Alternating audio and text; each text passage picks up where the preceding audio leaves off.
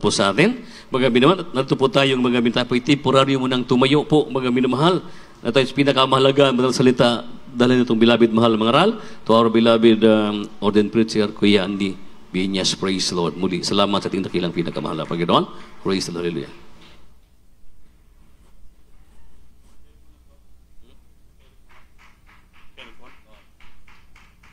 Gilbisyo at ang beloved preacher, Mario Rayon. Everybody say, praise the Lord. Praise the Lord. Taas yung kamay, tayo po'y manalangin. Opo, dakilang Diyos, maraming salamat sa dakilang pagkataon, garab mo sa amin sa araw na to, kung saan amin ikaw masamba, mapasalamatan, mapurihan sa lahat na kabutihan mo sa aming buhay, lahat na grasya at biyaya. Thank you so much, Lord, that you bless and anoint every part of thy service from joyful, solemn. The testimony that we hear from beloved brethren, the song of the different choirs, single, children, adults, and finest. The giving our tithes and offering. Thank you so much, Lord, that you bless thy people. I miss you, God, this moment. Please anoint the humble servant to live with love and message to the brethren. I can do anything without you. Anoint me, Father, Lord. I bind Satan, cast out hindrances to the first leading of the pastor in Jesus' name. Amen. Praise the Lord. Hallelujah. Everybody say, praise the Lord. Praise the Lord. First of all, the highest praise, glory, honor, thanksgiving, and majesty, only to our loving God, our Savior. Give the full honor and respect our dearly beloved noble evangelist with his Almeida. The intimate prophet of our loving God, as we remember, cherish the blessed memories and precious teaching, beloved stand pastor, Lina Almeida, and beloved children, and the whole blessed Almeida family. And I greet also my beloved wife, my children, my co-workers, my co-pressures, and to all of you, my dearest brothers in Christ, sa lahat po ng mga webcast viewer na nanood sa buong daigdig. Magandang araw po sa inyo lahat. Palakpakan po natin, Panginoon. Sino pong pinagpapala ng Diyos? May naman. Sinong pinagpapala ng Panginoon? Yun, yung totoong pinagpapala, malakas sumigaw. Amen. Ang buo Diyos natin buhay, dapat buhay din ang ating pagbigay ng pagpupuri. Amen ba? Buhay bang Diyos? Buhay ang Diyos natin. Hindi lamang buhay, makapangyarihan, siyempre. Talagang Diyos, sa tanan nga Diyos. Ginoo sa Ginoo, hari sa mga hari, creator of the universe, creator of mankind. Siya po our life giver. Siya po ang ating tagapagligtas. So, walang iba ang ating mahal na Panginoon si Kristo. His name is Jesus. Amen. Palakpakan natin, Panginoon. Mga minamahal, we are so blessed today because of the holy presence that touching our heart. Thank you so much for the anointing. Of course, to the first prayer of the beloved pastor, sa mga testimony that we heard, sa mga kapatiran, napakaganda, napakasarap damahin ang presensya ng ating mahal na Panginoon. Amen? Kaya ang aking mensahe sa araw to ay how to encourage one another. How to encourage one another. Kung sa Bisaya pa, encourage, maghikayatan, magdasigay. Amen? Amen? Encourage meaning hikayatin, maghikayatin natin ang bawat isa. Magdinasigay tayo sa iba-ibang klaseng bagay sa paglilingkod natin sa ating mahal na Panginoon. May ikot lang ko sa inyo ng mga bersikulo kung paano si Apostle Barnabas ay nag-encourage, nagbigay siya ng encouragement sa iglesia. Panginoon, anong klaseng encouragement ito na binigay ni Apostle Barnabas sa church, in the early church daw ng panahon? Amen? Encouragement meaning is bigyan ng lakas at pag-asa ang bawat isa. Amen pa? To encouragement. Bigyan ng lakas, palakasin ang bawat isa at bigyan ng pag-asa. Dahil minsan maraming mga Kristiyano, matagal na lingkod, parang nalulugmok pa rin. Hindi pa rin nare-revive. Kulang pa rin sila sa sa kainitan sa paglilinis, para nanghihina pa rin.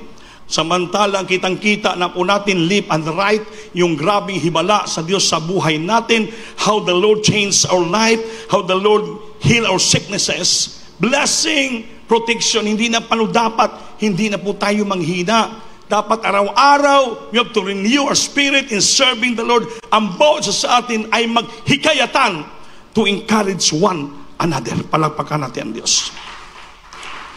Kaya hindi pag-ibasa in the book of Acts, chapter 4, verse 36. Praise the Lord. Sa Aklat ng mga Gawa, Kabanata 4, ang talata ay 36.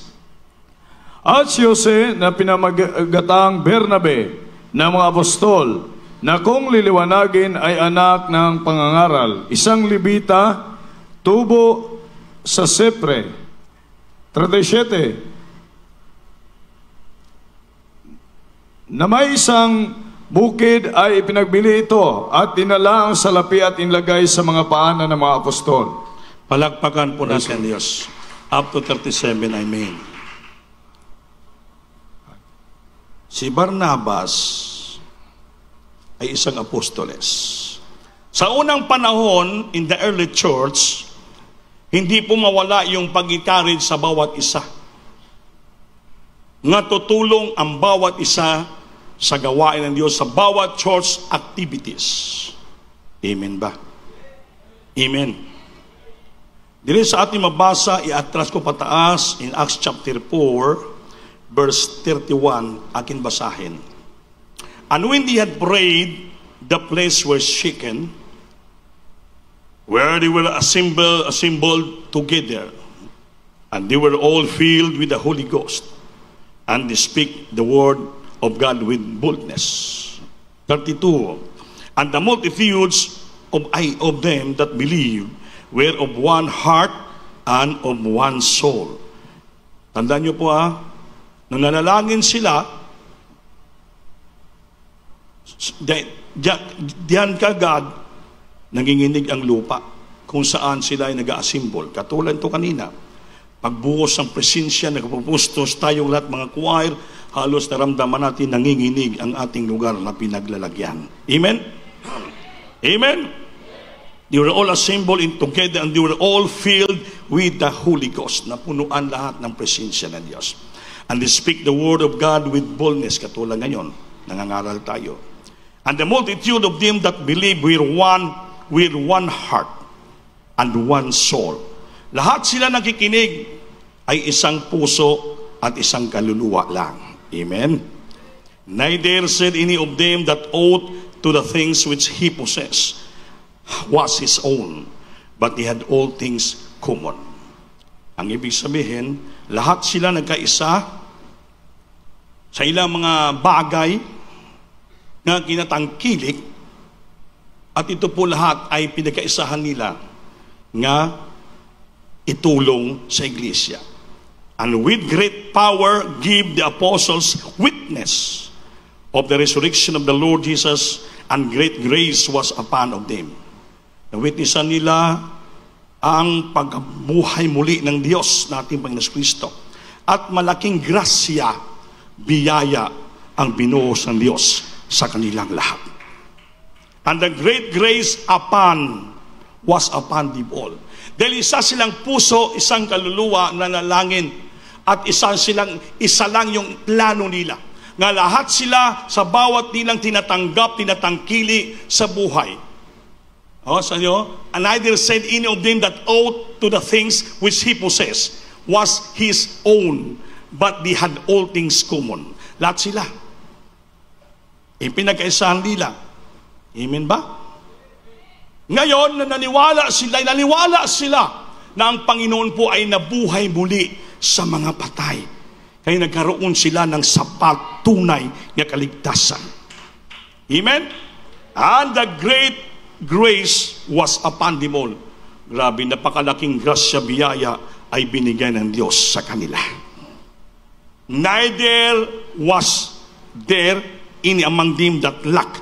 Walang isa sa kanila na kulangan. For as many as were possessors of lands or houses, sold them. Bawat kanila may mga ari-arian, mga lupa, mga tahanan, mga minamahal, ila ito'y pinagbibinta, pinagbibili nila. No? For as many as were, kung sinong marami kuno, nga mga possessors, may mga possession ba? May mga ari-arian of the lands or houses, sold them, bininta nila, and brought the prices of the things that were sold. At dinala nila ang lahat na kung magkano ang binta nila ng bahay at lupa, ay lahat dinala nila. Saan nila dinala? Sa 35, and laid them down at the apostles' feet.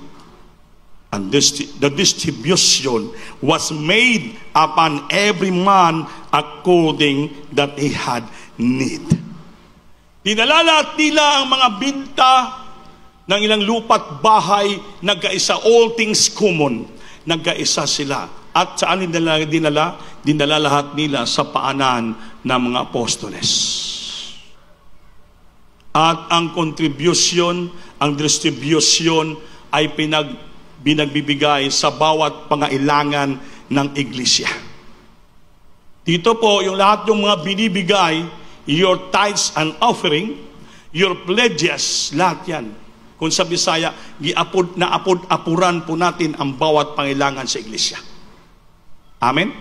The distribution, the distribution was made unto every man according that he had need. And uses who by apostles was surnamed Barnabas. Ito na siya. Was surnamed Barnabas, which is being interpreted the son of consolation, a Levites and the country of Cyprus. He being hand sold it and brought the money and laid it at the apostles' feet. Nung nakita ni Barnabas si Apostoles, nung nakita niya, nagkaroon siya na-encourage siya, nahikayat siya. Nga siya man din, sa kanyang kamay, bininta niya ang lahat na diyan sa kanya. At saan niya linagay? Binigay sa kasama niyang mga apostoles. So, napagagandang ginawa ni Barnabas. Siya mismo nagpakita example as being an apostles, nga siya po mismo nag-encourage, naghikayat sa ibang mga Kristiyano, na mismo sa kanyang ari-arian lupa niya. Siya mismong bininta niya mismo at ninagay doon sa kasama niyang apostoles, kay Apostol Pedro sa unang panahon. Kaya si Apostol Pedro man ang ilang ordin apostol doon sa unang panahon. Amen ba? Amen? Amen? So, napakaganda niya ang kanyang pag-encourage. Pinalakas niya, pinatatag niya, hinikayat niya yung makasamahang kapatiran, siya po'y apostolis pa. Dapat tayong Kristiyano, gagawa tayo ng isang bagay katulad kay Barnabas, na parang paano natin ma-encourage yung ating kapwa. Amen? Hindi natin sila i-discourage, kundi atin sila i-encourage. Brad, sis, magbigay ka ng tithes and offering mo. Magbigay ka ng pledges. Tutulong ka sa gawain ng Diyos. Hindi yung i-discourage natin. Ay, huwag ka na magsimba. Huwag ka na magbigay. Kasi andyan yung kalaban mo sa church. Andyan yung kinatitisuran mo. Hindi po yun. Ang turo ng Biblia, magdinasigay tayo. We have to encourage one another. Encourage mo yung nanghina. Nag-question na problema. Encourage him. Huwag mo titingnan yan, sis. Huwag mo titingnan yan, brad. Babayaan mo sila. Basta importante, gawin mo kung ano ang kalooban ng ating Panginoon. Kung ano magawa mo, sundin mo ang kalooban ng Diyos. Kaya nga naman, sa Biblia, ang grasya ng Diyos, binigay ng Diyos sa kailang lahat. Ang malaking grasya, binigay ng Diyos sa lahat na nagkakaisa, sumunod, one heart, one soul, at lahat ng mga possessors, mga lupa, bahay, ang binta nila, binigay lahat sa apostoles, sa gawain ng Diyos. Kaya ang lahat ng mga pangailangan ng iglesia na punuan. Walang nagkontra, walang opposition. one heart, and one soul. Amen ba? Amen? Pinapa-importante po yung binibigay niyo. Kaya hindi paano tayo mag-soul winning? Sabi ni Preacher Danny Cuartiros, kung hindi ka soul winner, ang tawag sa iyo backslider. Amen ba? Amen. He that wins soul is wise. Ang taong nagdadala ng kaluluwa sa paanan ng Diyos ay marunong. Marunong, bright na tao. Dahil nagkaroon siya ng pasanin sa taong makasalanan na kailangan dalhin niya sa gawain ng Diyos. Pritsingan niya, walihan niya, upang makabig niya, madala niya sa gawain. Pag ang tao gumagawa ng ganyan, ang tawag sa Biblia sa kanya, wise, marunong na tao. Everybody say, praise the Lord. So, hindi ka mag-soul winning, ang tawag sa imo, backslider. Bakit? Wala kang nagawa sa harapan ng Diyos. Wala kang nagawang mabuti. Hindi ka nag-soul winning, hindi ka nagbibigay, hindi ka nagsamba ng maayos, hindi ka nagpupuri, wala kang kabanalan. So wala kang magandang bagay na nagawa sa harapan ng Diyos. Ang tawag sa iyo, backslider. Although you are in the church, sumasamba ka, you're going to the church, you attend the services, sumasamba ka, pero wala kang mabuting bagay na pinagkaisahan sa iglesia. Kaya ang totoong Kristiyano, sa bawat pangailangan ng iglesia, all the needs of the church, dapat siya po'y nagkakaisa. In one heart, in one soul. Lahat. Lahat ng dyan sa kanila, all things common. Pinagkaisahan nila. Tanaan all that possessors of the land and houses, everything, bininta nila. They sold it. And then, dinala nila sa paanan ng mga apostoles. Kaya, the contribution started and all the needs of the church na pagbigyan. Marami pangailangan ng iglesia. Pambayad sa ilaw. Yung ilaw dito, maliit lang binabayaran every month, 50,000. Maliit lang yan, 50,000. Yung tubig namin, maliit lang, 5,000, 6,000. Kasi yung tubig dito, isang koneksyon lang. Kaya para makatipid kami, lahat ng mga beloved workers, kapwa ko, may mga sariling container. So, ang aming sahod ng tubig, Monday, Wednesday, tsaka Friday, para makasave. Kasi meron namang tangke dyan na para pang CR, yung ating, ang tawag yan? Deep well. Yun po. Ang ilaw dito, kasi minsan, sometimes, kami na sasakyan dito, ginagyan ng atip, ang lahat na gamit, electric welding, basta grabe pala yung welding. So, pag total ng bill, 50,000. Matindi. Kasi maraming gamit ang church sasakyan. So, we need welding, we need acetylene, we need grinder, we need barina, lahat. Kailangan kumplito, parang shop na rin yung pastoral. Kasi kung pupunta ka pa sa labas, ipapagawa mo sa mga shop, mas tatagain ka. Kunting welding lang, 500, 1,000. So dito na lang, may mga tinawag ang Diyos na mga manggagawa, mekaniko, mayroon ding siraniko, mayroon din mga welder, mayroon mga pintor, kumplito.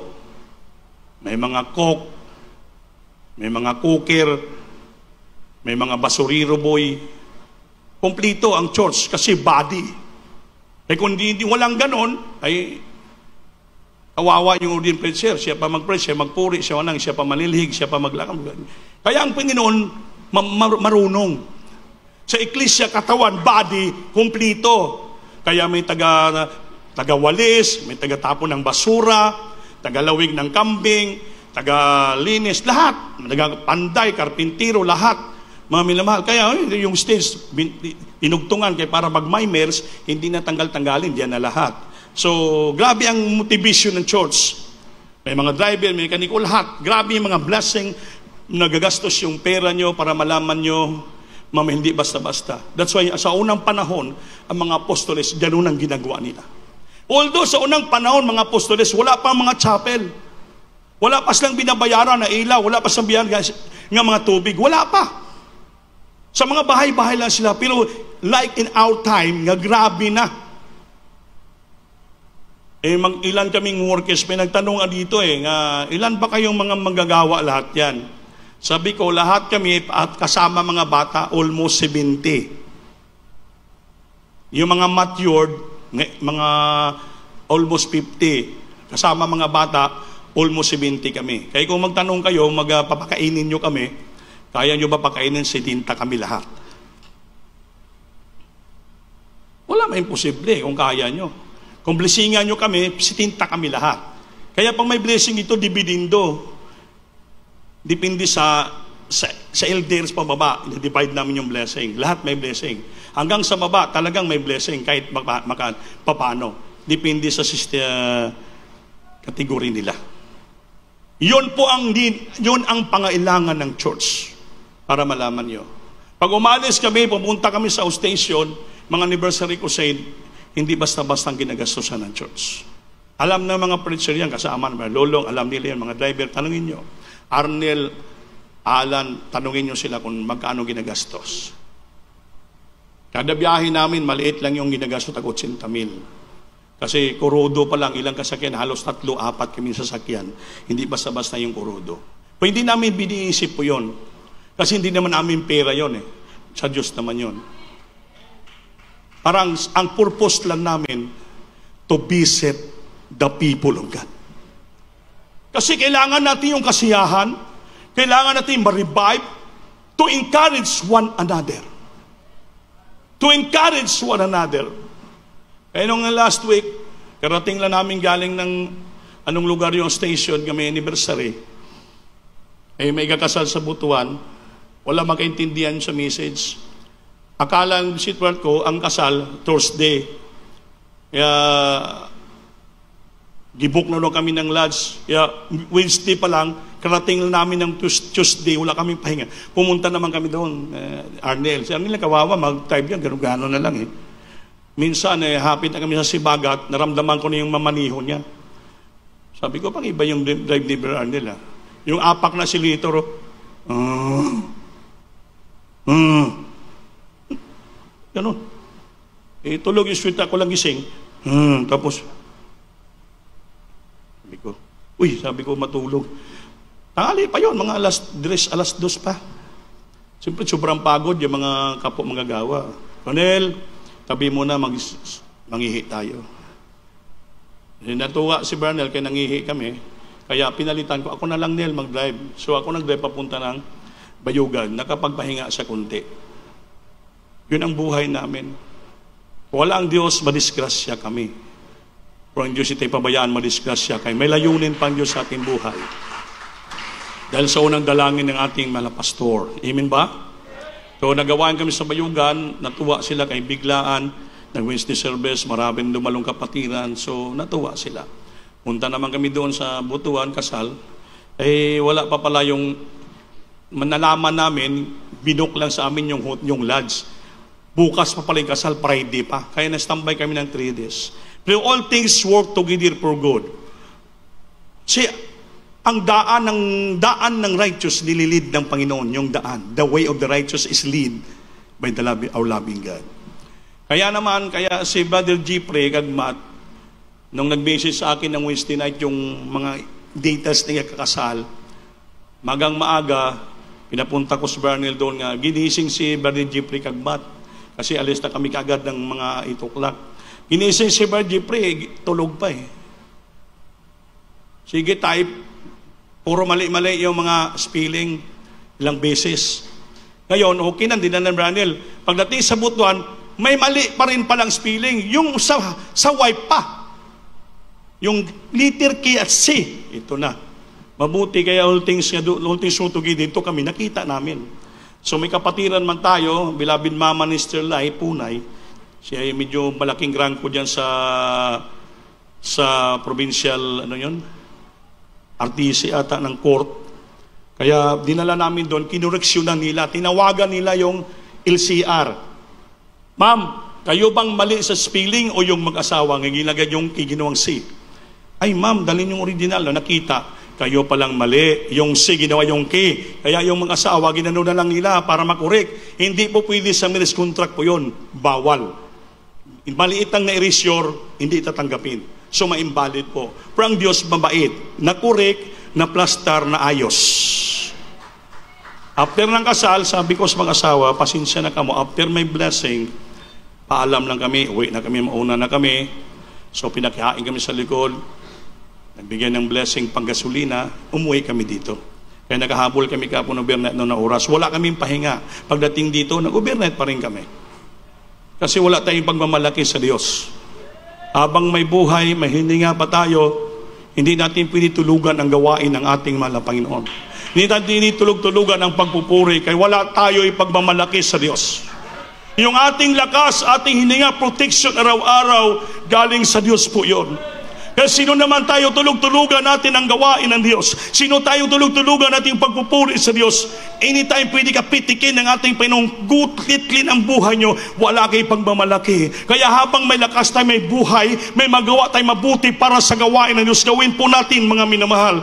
Dahil napakalaki ng pangailangan ng iglesia, napakalawak ng dapat pupuntahin natin na kaluluwa, dapat iligtas pa mga minamahal. Kaya habang may panahon tayo, may great opportunity tayo, gawin natin ang kalooban ng Diyos, tulong-tulong tayo with one heart, with one soul, lahat all things common, pag-isahin po natin ang dyan sa atin. We are all the possessors. We have the land that we possess, everything, mayroon ka. Huwag mo ipagkait sa gawain ng Diyos yan. Huwag mo isipin, di na ako magbigay ng sobra sa insakto dahil malaki na yung budget. Mahal ang bigas, mahal ang asin, mahal ang kurodo. Mga bilal, I tell you frankly, kung ikaw Kristiyano naniwala sa buhay, hindi mapiktuhan na ekonomiya ang paglingkod mo sa Diyos. Whether you like it or not, ang mundo, talagang ganun ang mangyari because we are now in the last days. Time will come yun. Nangyari sa Biblia na time will come, even a piece of bread could buy a bag of gold. Times, pagdating ng panahon, ang isang pirasong pandesal, ang presyo, isang bag na ginto. A piece of bread could buy a bag of gold. Whether you like it or not, tataas na tataas ang presyo. Dahil ang pakana ng demonyo, kontrolin ang common markets. Palakihin, parang tao maghirap. Para pag naghirap ng tao, hindi na kaya, doon na sa sisigaw. Pag naging Panginoon, opo sa templo, and He exalted Himself as God, magkaroon ng one world government. Sisigaw siya. Ang lahat ng tao para mawala sa kahirapan, mawala sa gutom, mawala sa kapobrehon, kailangan sasamba ka mo sa kanyang ribulto, magpatatak kayo ng 666 sa noo at sa kamay para maging maayos ang buhay niyo. Yan po magdating ng panahon. Wala nang pirang gagamitin, cashless society na by means of 666. Pagdating mo sa grocery, manguha ka lahat. Igano mo na yung kamay mo sa counter, bayad na. Punta ka sa bangko, igano mo na yung kamay mo, bilis ang pera. Wala na, because of the bank of 666. Darating tayo dyan. Sa ayaw mo, sa hindi, darating kayo nakasulat na yan sa banal na kasulatan. Ang ating ngayon pagsikapan, mga kapatid, nga tayo po, kung anong magawa natin mabuti para sa Diyos, gawin na natin. Kaya sayang lang yung naipon natin, time will come, hindi natin mapala yun. Wala tayo magsisirado, mga bangko, lahat ng bagay, wala. Wala nang gamitin na pera. Kasi maging cashless society na eh. Yun. Marilis yung kwarta mo sa bangko, makapag-grocery ka, kung may kong tatak, na 666 sa noo at sa kamay. Yung gitawag nila nga microchip, either biochip. Yung sabi ni President ng RFID na karon, RFID. Kaya sa mga highway na sa Manila, puro na may RFID. Yung ating sasakyan, may tatak yan nga may silyo ng RFID. Bibili ka doon, bibilihin mo alos, magkano yon? Malimbaw, Balintawak, airport, kung saan yung pupunta, bayaran mo ng 500 pesos. So, lagyan nila ng tatak, yung ulo ng salamin. Yun, pinaka-RFID. Pagdating mo doon sa may mga toll-gate, pag mayroon ka RFID nga tatak, hindi ka na harangan. Pagdating mo doon, gaganon yung diretso ka na. Pero nakatutal ang bayad mo doon. Ganon po mangyari pagdating ng araw. Pag mayroon ka ng microchip sa noo, sa kamay, pag grocery, bayad na. Yun ang ginapractice kayo. RFID ang tawag po yun. Ano yun? Radio Frequency Identification Data. Ang tawag yun. So pag mayroon ka na nun, lusot-lusutan ka na lang. Pero ibibinta mo ang kaluluwa mo kay Satanas. Dahil sa kahirapan, dahil mahal yung bigas, mahal yung asukal, mahal ang asin, mahal ang kurudo, mapipilitan ka magpatatak, ibaylo mo ang iyong kaluwasan sa langit dahil sa kahirapan lang. Mami na mahal, ibaylo ba natin ang ating kaluluwa, kaligtasan dahil sa kahirapan lang? Kaya ang Kristiyanong totoo, ang titingnan mo langit, ang pangako ng Diyos, anytime babalik ang Panginoon. Hindi ka mapiktuan sa paglingkod mo sa Diyos. Hindi mo pwede bawasan yung tayo sinupiring mo dahil sa mahalang bigas, mahalang karulo. Hindi po yun. Kaya bang wala ng katapatan mo sa Diyos, you are not doing will sa ating mahal na Panginoon. Hindi na one heart, one soul ang paglingkod mo sa Diyos. Time will come. Ang the great grace hindi na ibigay ng Diyos sa iyo. Ang malaking grasya mawala sa atin. Delikado ang buhay natin. Wala tayong safety. Wala tayong safety pag wala na tayo, hindi tayo sumunod sa Diyos. Ngunit kahit anong kahirapan, problema sa buhay, huwag tayong magpa-apekto dahil ang Diyos natin pinaglingkuran, buhay at makapangyarihan. Pangako ng Diyos, Deuteronomy chapter 31 verse 8, kaya hindi pag-ibasa, Anthony. May pangako ang Diyos sa atin, mga minamahal. Kumapit tayo sa salita ng Diyos. Kumapit tayo sa pangako ng Diyos. Hindi po sa nakikita natin sa sanlibutan. Kaya kung titingnan mo yung mundo, ba-discourage ka.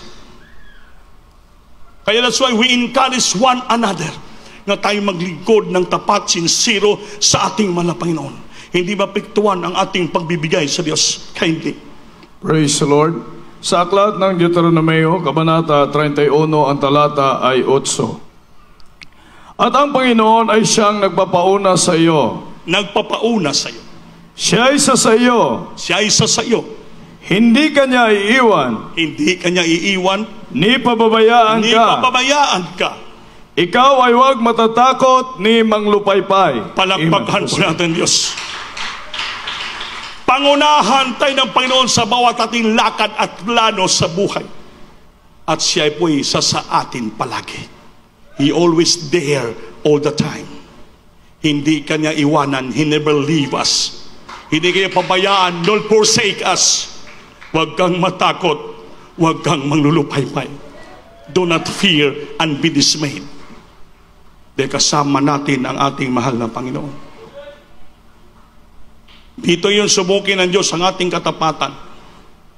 How we encourage ourselves para maglingkod sa Diyos. Eh sabi ni Apostol Pablo sa Roma, kahirapan ba? Kasalatan ba?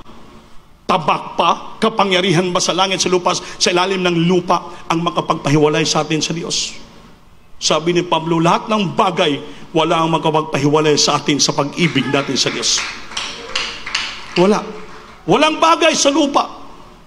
Kahirapan, kahubuan, pagsubok, kahirapan, kaipitan, tabak, sandata, armas, anong sabi ni Pablo? Kapangyarihan, deep and height and width sa lupa nga kapangyarihan, principalities of power and dominions of darkness. Lahat yan, sabi ni Pablo, walang makapagpahiwalay sa atin, makapagpahinto sa atin sa paglingkod natin sa Diyos. Dahil sabi ni Pablo, we are more than conqueror in Christ Jesus. Sa Bisaya, manggadaog tayo kay Kristo. We are more than conqueror in Christ Jesus, who walk not after the flesh, but of the Spirit. Huwag kang lumakad sa laman, kaya hindi ka maging mandadaog, hindi ka maging conqueror. Nakalagay sa Bible.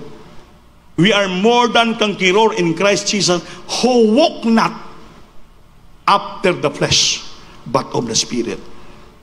Maging makapangyarihan ka, hindi ka magapi ng kaaway, kahirapan sa lupa, kung hindi ka lumakad sa laman. Lumakad ka sa Espiritu. Mananahan palagi sa puso mo ang the 9 fruits of the Holy Spirit. Tawagin ka ng Kristiyano, you are walking in the Spirit kung ang Holy Spirit nananahan sa puso mo. Itong Holy Spirit, ito mamunga ng siyam na bunga ng banal na Espiritu. Tawagin ka ng Kristiyano. Okay, because what is the fruit of the Spirit? Una-una, pag-ibig, love. Yung pag-ibig mo siya, hindi nagbabago. Peace, maging payapa, maligaya ka kahit side by side gabi ng gutom. Joy, tuwang-tuwa, galak na galak ka magpuri, sumamba sa Diyos kahit maraming problema. Kindness, maging mabait ka sa iyong kapwa, sa iyong pamilya. Goodness, magbigay ka ng kabutihan sa iyong kapwa, sa iglesia. You do it the good things na natanggap mo para sa Diyos. Goodness, kindness, temperance, may pagpigil ka sa sarili, may pagpigil ka.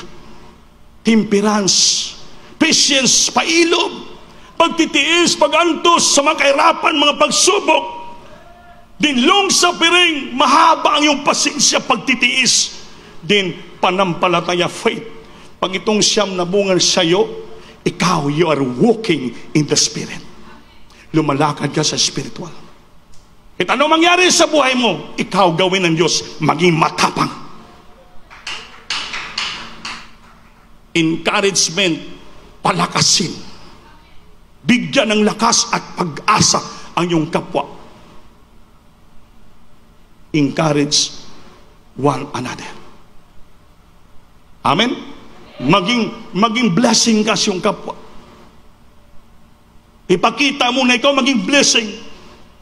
Yung si Juan, tugad lang o. Kahit maraming problema, hindi naghihina, hindi nag-absent. Nagbibigay at walang pera, nagbibigay pa. Nagawa ka example, blessings yung kapwa. Para sila po'y mahikayat, para sila ma-encourage na patuloy maglingkod sa Diyos. Hindi naging katitisuran ka. Naging kapandulan ka. Hindi po. Sabi nila, how to encourage one another. Amen ba? Kaya pinagpala tayo ng Diyos. Para hindi tayo maging backslider, maging soul winner tayo. Kagabi, 11:30, nakaidlip na ako dahil sa sobrang pagod. Sarap na ng tulog ko. Ang ring cellphone ko panay ring. Grabe, halos 10 ring na. Mamatay, mag-ring naman, nakagising ako. Sabi ko, bigla kong bangon, parang na gano'n pa ako. Tinanyan ko cellphone. Beloved wife pala ni Jonathan Talabon, si Janet. Sinagot, ano po? Ay, beloved wife, hindi, pasensya ka na. Sabi ko, na gano'n na lang ako. Anong problema? Siya, magpa-pre-over sana ako. Kasi yung kapitbahay namin, kawawa, natitanos. Natitanos yung kapitbahay na naawa sila. Nagalakdyo na. Giginig na. Sanlibutan pa yun. Sanlibutan. Pwede pa ipag-pray natin, patanggapin, tumawat. Sige. Ilagay sa kanya, wala na ang busis. Kung sunod ka sa palangin ko, na ganoon pa ko lumuhod. Pinatanggap mo sa Panginoon, nasisi, tapos linihans. So, nadalangin man na pastor, demonyong titanos, sakit karamdaman, lakyo.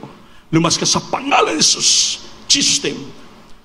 Sige po, hallelujah, pastor. Alam mo, kayo ng umaga, nag-text sa akin after ng puri.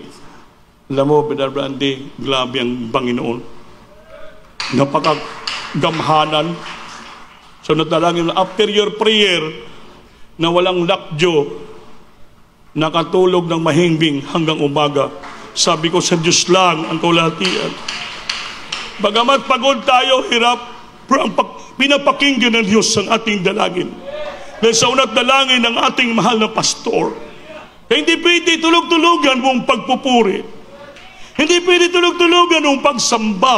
Dahil bakit? Wala tayong kapangyarihan kung tulog-tulugan natin ang pagpupuri. Wala tayong kapangyarihan tulog-tulugan ang pagsamba. Kaya magsamba ka, gising ka, buhay ka, palakpak ka, sumigaw ka, sambahin mo, gamahin mo ang presensya.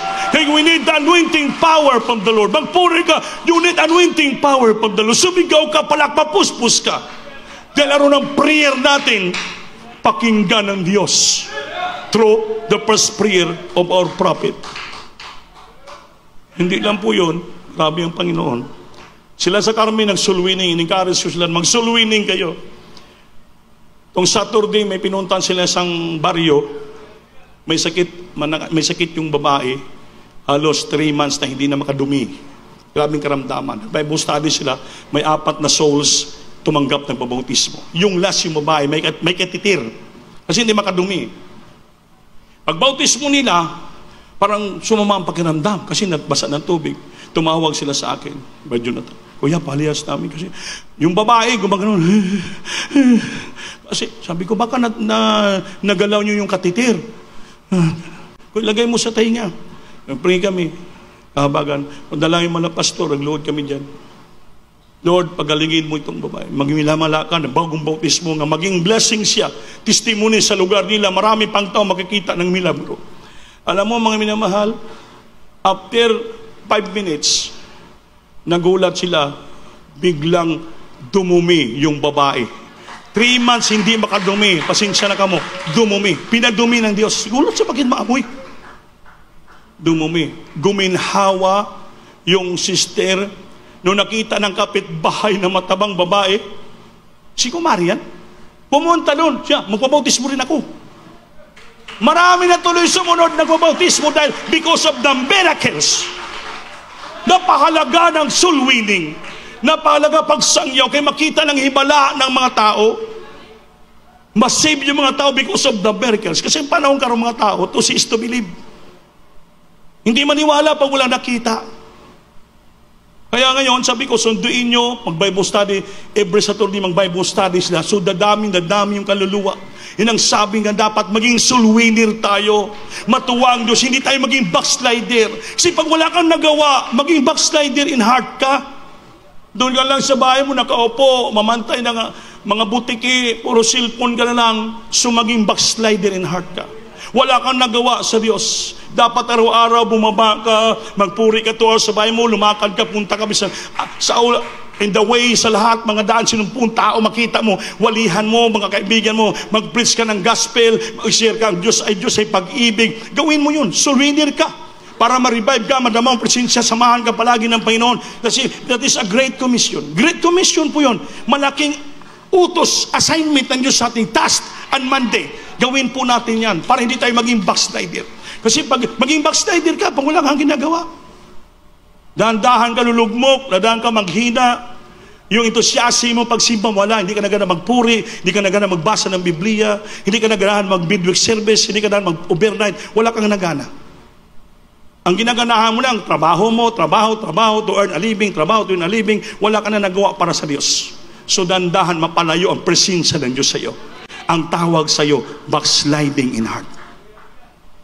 Pag di sambahan, hindi ka pa magpuri ng maayos, hindi ka pa mag-agulo, hindi ka pa lumuhod, hindi ka pa magsisi ng tudo, hindi ka pa sumigaw, so hindi ka mapuspos ng Banal Espiritu, hindi ka maribab sa church. So kahit dito ka sa church, wala ka na namang presensya, yung puso mo backslider pa rin.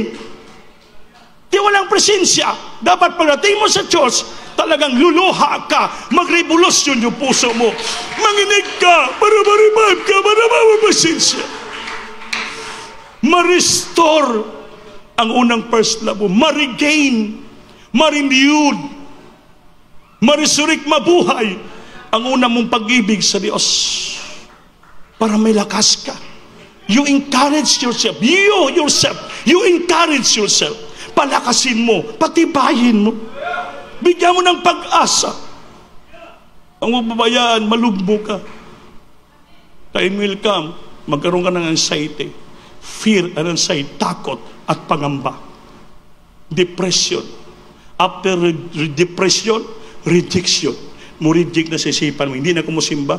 Mag-suicide na ako. Magpakamatay na ako. Dahil bakit? Nawala ang Holy Spirit sa puso. Delikado. Mga minamahal. So, sikapin natin to be a soul winner.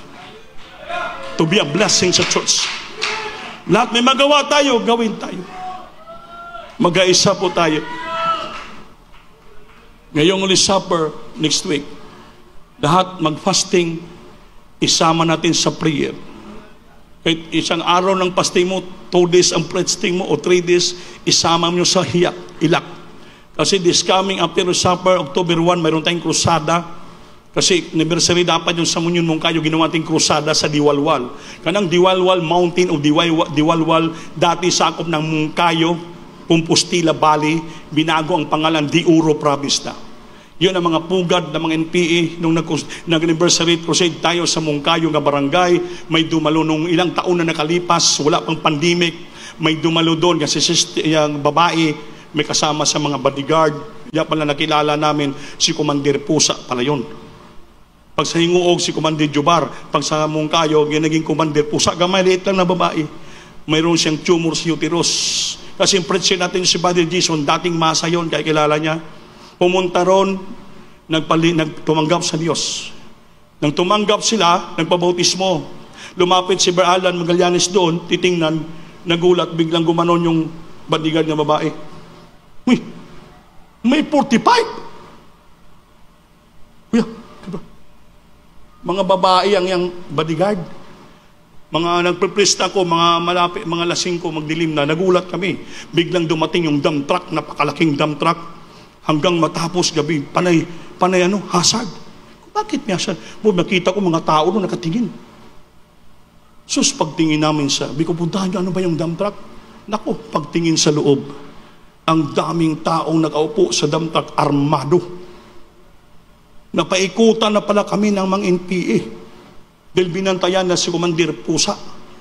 Pero ang himala ng Diyos, hanggang uwi na kami after 1 month, nagkita si Brother Jason na preacher natin, Commander Pusa, Son, pakisabi sa preacher niyo, salamat. Bakit po? Sekreto siya nakita sa barangay. Hindi na po ako naoperahan. Nagulat ang doktor, nawala yung bukol ko sa matris. Buhay ang Diyos natin.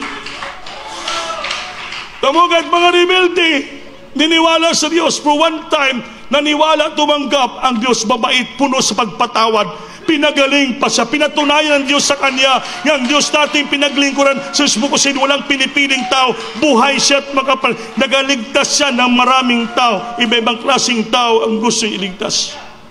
Kaya ngayon, nakita ng barangay kapitan sa Diwalwal, narinig niya ang Diyos Bukusin, ang Diyos makapangyarihan. Ang barangay kapitan mismo ang nag-encourage, naghikayat sa atin. John, tingnan yung ordin nyo. Ako bahala mo gastos diri, o may problema. Siya nag-invite sa atin magkrusada sa Diwalwal. Yan, patambakan ko ng graba yung sa baryo na maliit. Pero dito, puro naman simento pagpakyat. Mountainous yun eh. Mami na mahal. Ngayon, may lupa pa siyang binigay. Itong lupa sa gobyerno, pirmahan ko, ibigay ko sa inyo. Diyan kayo magtayo ng chapel. Dahil nakita nila ang bimala ng Diyos sa ating iglesia, buhay ang Diyos, importanteng pagsulwitin. So puntahan natin po yun, kahit malayo, napakalayo ng Mungkayo. Ang gusto sumama, magpasting na kayo, naka 2 days, 3 days. Sakripisyo lang po yun, malayo lang. Kasi from Bayugan City going to Trinto, almost 2 hours, mga 2 hours pa ata yung tatakbuhin. So after Trinto, babiyahe pa tayo ng mga 45 minutes papunta ng Mungkayo. Pagdating ng Mungkayo, aakyat pa tayo sa bundok ng Diwalwal. Iwan ko lang, mga 45 minutes din siguro. Yun ang nilaltas natin. Hindi natin pwede tanggihan. Kasi kaluluwa yung tumatawag. Napaka-importante sa atin yung kaligtasan, the Great Commission. Because we are mandated and tasked and assigned by the Lord to go and preach the gospel. Like a beloved pastor, inutosan ng Diyos sa lipaw, hulo, hindi siya natakot. Rebelde, mamatay tao ng mga rebelde. Kung nang sabi ng, go and preach the gospel there. Ang mga pastor, nag-40 days fasting with the 12 hours, hindi siya natakot kamatayin. Dinalahan pa ng bigas pira doon para lang mahikayat, ma-encourage yung mga busayap. Pinapasok yung gospel doon just to pray the parent hostages. Naging matagumpay ang plano ng mga pastor na preachingan ng Ebanghelyo, si Robot, si susukan ng mga busayap. Naniwala sila. ng ating mga pastor, propeta ng Diyos, ang Diyos natin makapangyarihan. Kaya ganoon pong ginagawa natin dito. Hindi po mabaliwala yung binibigay nyo. Nagagamit yan ng maayos. Mag-distribute po yan sa lahat ng mga needs ng church. Yung binibigay nyo sa church. Kaya na-encourage namin, hinikayat namin kayo. Out from your tithes and offering, sobrang pagpapala nyo, magbigay pa kayo ng pledges. Pledges for the crusade. Pledges for the anniversary crusade. Gamitin po natin yan. Ngayon, nagbubuk na tayo. May nakita na tayong gym sa Corpus Christi. Balo naman kung sa bayadan, 150,000. Pero pala rin tayo, basi tanggapin tayo sa Don Mariano, mabaliit ang ating babayaran. Diba, So, pipilian po natin kung saan ang perfect will ng Diyos. Para magsama karon nga taon 2023, magsama-sama naman tayo, magkaroon ng revival. Kahabag-atawan ng Diyos. Lahat ng mga station sa Mindanao, pag-aisahin natin. Maguindanao, Sarangani, the Oro Province, sa mga Lanao, lahat, papuntahin natin lahat, bala na yung gastos. Basta importante ang banding. Magkaisa tayo with one heart, with one soul, to encourage one another.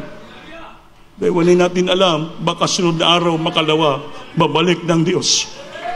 Kailangan palagi tayong na-encourage, badasig you encourage. We encourage you and you must encourage yourself. Sa paglingkod sa Diyos, mga minamahal.